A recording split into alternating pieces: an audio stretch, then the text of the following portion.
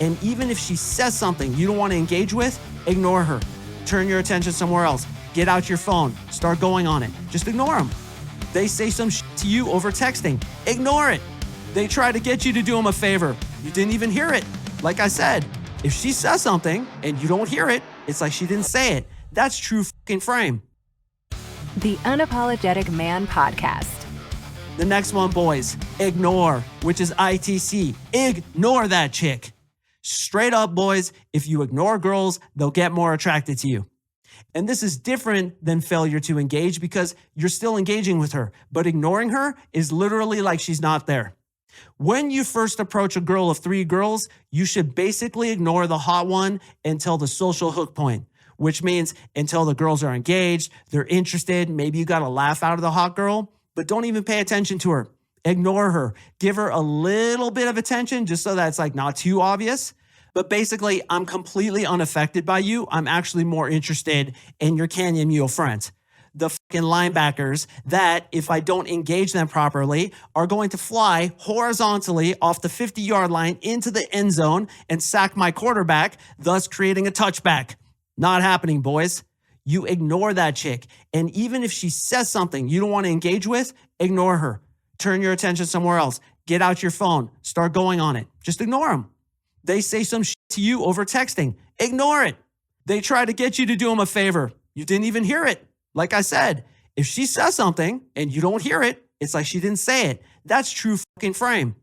Think about a leader, specifically, let's say in a corporate environment.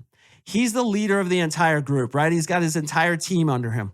He's doing a meeting and some jackass says some piece of advice that's absolutely horrible. He just blows past it. And he almost does it in a way to save the guy face. Like, I'm not even going to engage with that because it's so stupid. It's so horrible. You don't even get reality in this meeting. Guys, frame is setting up the reality that is going on between you and another person. Whoever has the stronger frame is setting that reality. For example, she wants to talk about politics. She wants to talk about religion. As I've told you many times, unless you're the same religion or you guys share some spiritual beliefs and you can like jive on that level, you shouldn't speak about religion. So she throws out, oh my God, Jesus is amazing. And you're like, yeah, he's a pretty cool guy, but I believe he was just an enlightened master. You believe he was God.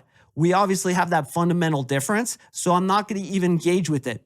So she says it, you ignore it, and you instead lead the conversation into some area. So she's like, oh my God, have you met my good friend Jesus? And you're like, oh my hell. So if I'm talking to a girl and she's like, oh, you shouldn't cuss because you're going to hell, I'm not going to engage with that. I'll be like, so anyway, have you heard about XYZ thing? And then launch into a story.